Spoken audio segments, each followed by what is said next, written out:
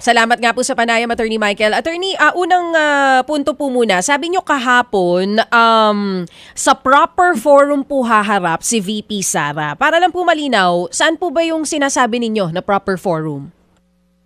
Kung ito po, Ms. Chacha, aakyat sa Senado, sa pananaw namin, no, yun na po yung proper forum. Explain ko lang po bakit namin sinasabi na yun yung proper forum. Kasi doon po sa liham na isinumbitin natin sa Committee on Justice the day before the hearing yesterday, which was Tuesday po kami nagpadala ng sulat, inilahad po namin doon, no, ang aming objection dito sa proceedings na iginaganap dahil sa aming pananaw, and again, with due respect to our law, pero ito naman ay posisyon ng defense team, sa aming pananaw po kasi pumupunta na po tayo sa conduct of a trial, no? In fact, the word mini trial has been circulating. At yung mini trial po sa amin, malinaw naman sa saligang batas natin na pagdating sa initiation of impeachment proceedings, yan po ay kapangyarihan ng ang House of Representatives. Pero pagdating po sa trial or pagtatry ng mga impeachment cases, yan po ay sa Senado na. That's why ang posisyon namin ay this is already exceeding the jurisdiction of the House of Representatives at dapat po kung talagang magkakaroon man ng ganitong semblance of a trial, talagang dapat sa Senado na po ito ganapin. Oo. Attorney Michael, sumagot po dyan no, ang mga members ng committee. Ang sinasabi po nila, clarificatory hearing pa lang naman daw po ito to determine the probable cause. Gusto ko pong malaman, sa tingin po ninyo, sa ginagawa ngayon ng Kamara, saan po ba sila lumampas sa kanilang mandato? Because according to them, it's just a clarificatory hearing. Opo. Again, our intention is only not to debate, no, but our intention is only to lay down ang posisyon natin para sa kaalaman ng ating mga kababayan, para mas lalo nilang maintindihan ang ating posisyon. Sa atin po, when you are evaluating complaints, no, and for the pure determination of probable cause, dapat pong ina-evaluate dyan yung complaint mismo at yung mga ebidensya kung meron man na naka-attach doon sa mga reklamo o mga complaint na inihain. Sa atin po ngayon, nakita natin na lumalampas na kasi doon sa mga allegations ng complaint at doon sa mga naka-attach na ebidensya. In fact, nakikita nyo, nagpapasapina na ng kung ano ng mga dokumento na hindi naman naka-attach doon sa ating complaint. So sa tingin namin doon, nag-exceed na tayo doon sa exercise of just determining probable cause. At dahil po doon, nakikita meron ding mga witnesses na pinapatawag. Kung yung witnesses naman po ay may mga affidavits na naka-attach doon sa complaint, malamang naman po ay masasabing clarificatory yan. Pero kung wala naman po mga affidavits or hindi naman po kasali yung mga witnesses sa mga reklamong hinihain, that is already in excess, no, of the determination of probable cause.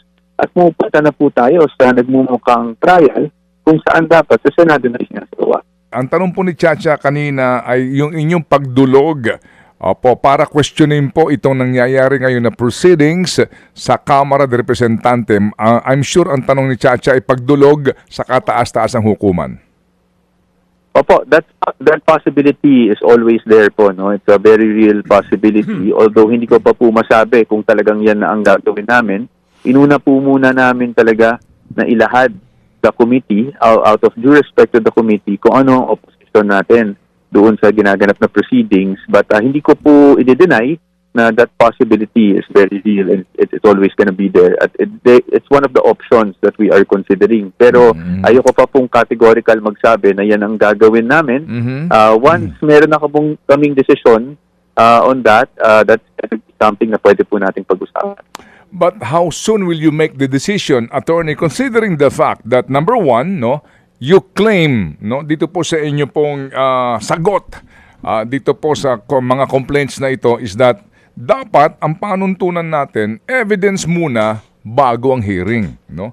Kumbaga po, kumbaga dapat dito is yung paghahanap sa ebidensya dapat nauuna yan para doon sa pagsagot ng inaakusahan. Hindi yung sagot muna kayo, tapos tsaka namin hahanapin yung ebidensya. In this case po, may subpina na para po sa records mismo ni VP Sara Opo, doon sa kanila pong, I think, tax records, pati mga negosyo nung kanyang mister, etc., etc. Sir, Opo. ito ho, medyo ano yan, sir, ha? Subpoena yan, at yan po ay lawful order supposed to be po ng Committee on Justice. At obligado dito yung sinumpinahan na sumagot. And then, kung yan po, sorry po, kung yan assuming lang ay discriminatory sa inyong kliyente, malalagay kayo sa matinding defensive position, attorney. Opo, tama po kayo. Yun po ang hirap doon, no? Kung meron mang incriminating, and I'm not saying meron, dahil may tiwala naman kami na naaayon naman ayun, kanilang mga tax filings. Pero kung meron man, yun nga ang magiging problema, no? Hindi tayo makaresponde ng tama. And that is why definitely hindi ko po i-deny that that's a possibility. How soon? I cannot say at the moment, but pinag-uusapan naman po ng defense team ang lahat ng possible remedies available. Ito po ay, of course, amin ding hihingan ng clearance mula sa ating Vice Presidente mismo.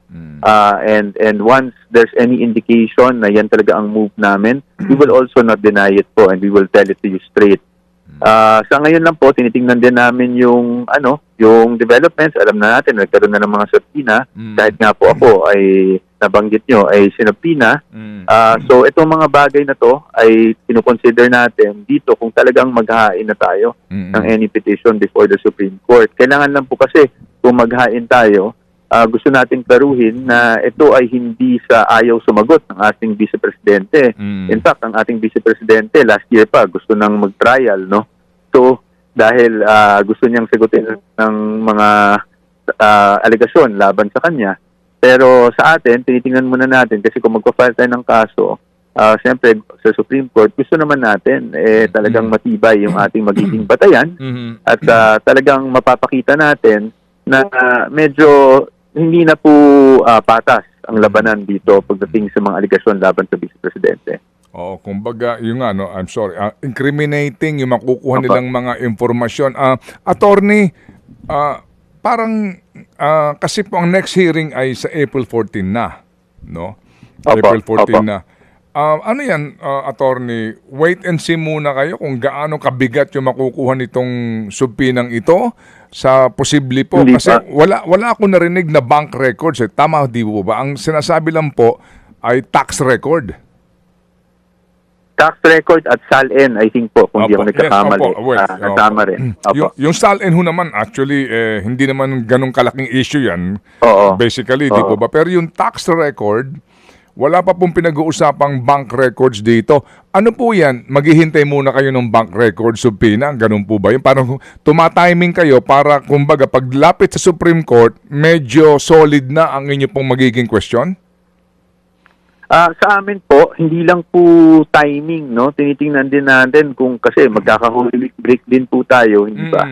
So, it's really more of tinitingnan namin kung ano ang well, I guess nga, no, I would be contradicting myself here because I might say timing na naman, but I will have to assess kasi yung mga will have to review everything that was said yesterday. No, titingnan namin, nagpapatranscribe man kami ng mga hearings.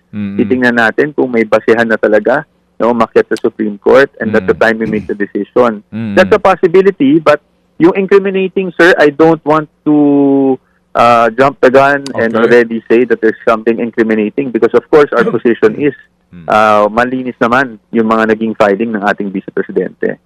Opo. Yung sinasama na po yung asawa, anong sabi po doon ni Vice Presidente? Well, hindi pa namin napag-usapan na ni Vice Presidente, no? Pero sa aming pananaw, yan po ang sinasabi natin. Hanggang saan ba hahantong ito? Dahil kung ang sabi nga natin, dapat ang evaluation ay dun lang sa complaint at yung attached pieces of evidence kung meron man. Pero kung sino-sino na ang pinapatawag, kung ano-ano ng records ang pinapatawag, hindi na natin alam kung saan ang hangganan nito. That's why sinasabi namin na walang jurisdiction ang komite na gawin ang mga bagay na ito. Of course, sabi nga natin, the SC is always there. But syempre po, bilang just to be appropriate about everything, gusto namin ilahad muna at bigyan ng pagkakataon na marinig kami ng komite. nasa ngayon si Vice President Duterte? Nandito po sa Pilipinas ang ating Vice Presidente. Hindi ba siya pupunta ng Dahig para sa birthday po ni Tatay Digong? Hindi ko po alam yung schedule niya, pero ang sa pagkakaalam ko, wala naman pong ganung schedule so far na nababalita sa akin. Okay. And sa ngayon po, I'm sure magiging abala ang inyong legal team to confer with her. But basically ngayon na pati po kayo ay nadadamay dito, paano po dito ang pati ho yung kanyang dating chief of staff, yung mga availability po nitong mga dating tauhan ni VP Sara sa isyong ito? Opo, pagdating po sa availability, yung mga tao naman po na may mention ay nagtatrabaho pa rin naman po sa OPP. Ako naman po, pagdating po sa PINA, I think I made it very clear yesterday. I am of the disposition that I will comply with the subpoena. Kasi alam niyo po, nung nagkaroon ng Committee on Good Government and Public Accountability hearing, ako po ay napatawag doon at sinagot ko po lahat ng tanong. Kahit na abogado ako ng Vice Presidente noon, hindi po ako nag-invoke ng attorney-client privilege. Para sa akin, factual naman yung tanong, isasagutin ko rin po yung tanong based on my personal knowledge. Wala naman po akong kailangan itago. So sa akin, dahil dito sa subpoena, ako po ay willing to attend. And if I attend, I will answer the questions. Of course, to the best of my knowledge, meaning personal knowledge po. I cannot, of course, answer questions na wala naman talaga akong alam. Opo. Sir, si Madriaga po kasi ay pinasubpina na rin and most likely haharap ito, no? Pero sabi nga po ninyo, unfortunately for your side, hindi kayo pwede mag-cross-examine sa kanya, di po ba? Yun po sinasabi sa ground rules kahapon. Pero, pwede po daw idaan sa committee chairman kung may mga katanungan sa kanya. Sa inyo pong pagharap po, eventually nga, at nandoon si Madriaga, kung meron po bang ipapadalang abogado ang Vice Presidente para ho makapagtanong kay Madriaga at maaring idaan, nasa na ho ba si Bong Suntay? Parang di ho namin nakikita. Di ba pwede pong idaan sa miyembro ng Committee on Justice na medyo, medyo bukas para po sa panig ng Vice Presidente? Opo, yan po din yung nabalitaan natin yesterday, no? Yan yung isang pag-uusapan din ng defense team, yung kumbaga pagbabago na pwede tayong magtanong through the committee chairperson.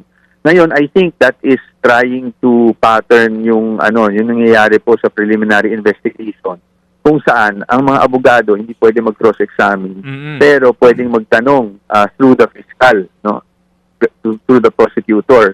Pero pagdating po sa ganito kasi, totoo lang, Manong Ted, meron din akong mga reservations, no? For example, nagsasalita ang isang testigo.